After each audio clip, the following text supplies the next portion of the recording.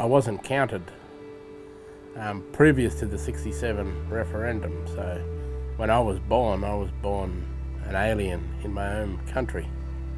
Me and the father-in-law, we was handling wooden out there, and we didn't know what the guy was up to or what he came for. No, I don't remember the actual vote. I think that was 63. They were talking about voting, that's all I heard. I don't know what voting was. And he said, you have to fill these forms out and put your name down and so forth and so forth. We didn't know what we were doing because, remember, we never voted before. My father was born in 1956, so he was born in the time before the referendum, and born in the time when Aboriginal people weren't, not only were we not classed as citizens in our own country, but we were also classed as flora and fauna, you know, the missing link between man and ape. My mum just talked to me about it sometimes, but not much at all. It was like Aborigines getting the right to vote, who the leader was, who have the right to vote.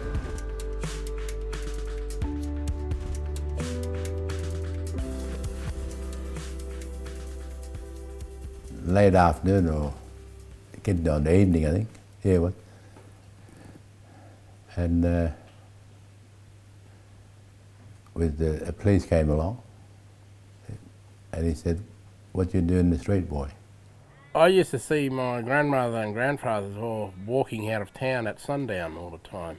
And even though the 67 referendum had approved the Aboriginal people can stay in town, it's about citizenship, being citizens in our own country, the laws were still transfixed in our people's minds. I think, what have I done? Cop was talking to me.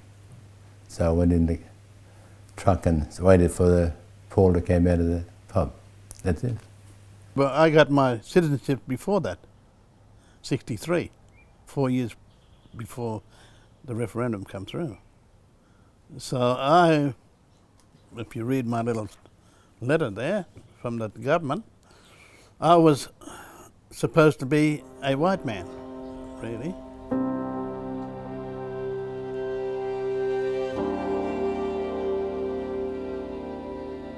Then I usually ask her, like, why are we doing this, or, you know, what are we trying to get across to the people, you know, like the government?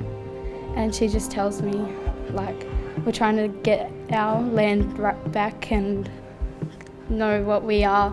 We're not flora and fauna, we're people. Throughout my years, I never learned of the 1967 referendum. My parents, you know, told me about the referendum itself. Being from Kalgoorlie and living here, it not only makes me aware, but it also saddens me to know that in comparison throughout all Australia, in our state of WA, Kalgoorlie had the highest votes of no for Aboriginal people to be counted as citizens.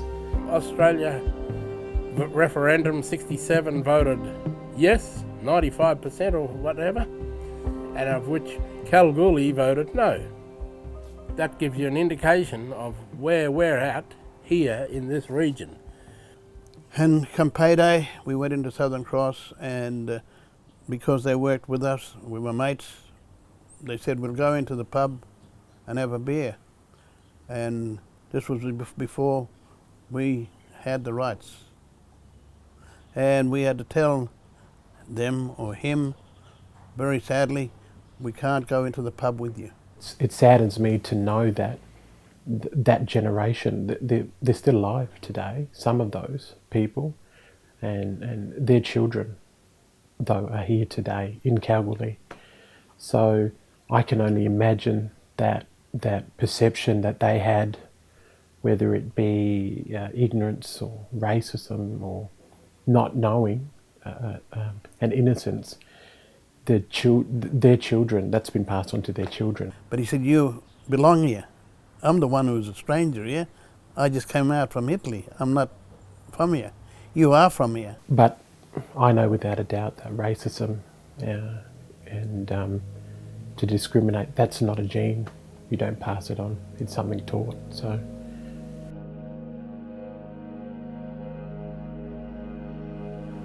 Education is not only a good thing, it's a serious thing and a dangerous thing. You see, when you find out what's really written, there's a lot of things you don't want to hear and you don't want to read. Massacres. That's what deep trauma is. We're talking about cold case murders throughout the land, and nothing's being done from the so-called law system to investigate some of those deep case or cold case murders. Like, yeah, seeing our Aboriginal folk, to me as a young kid, they were strong, happy, fun-loving people who loved going out bush and who looked after and protected their people, and they were, to me, they were a proud people. I can just picture them now. And that was while I was at the mission. I had a lot to do with the people.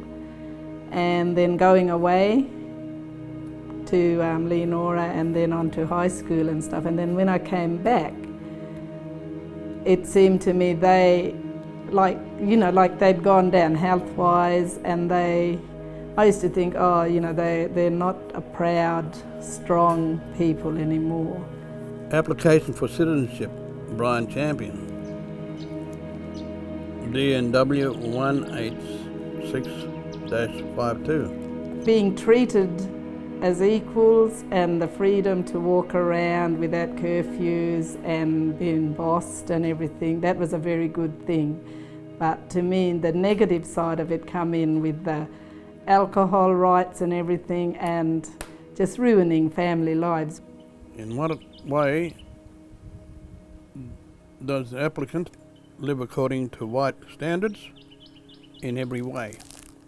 If someone says like Aboriginal, they usually think of crime and all that sort of stuff, where we're not just that. We're people. Racism, sometimes, but not all the time.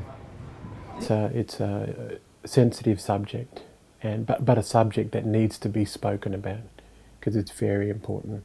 It's important for the next generation coming through. It's important for my generation and the future generations to come.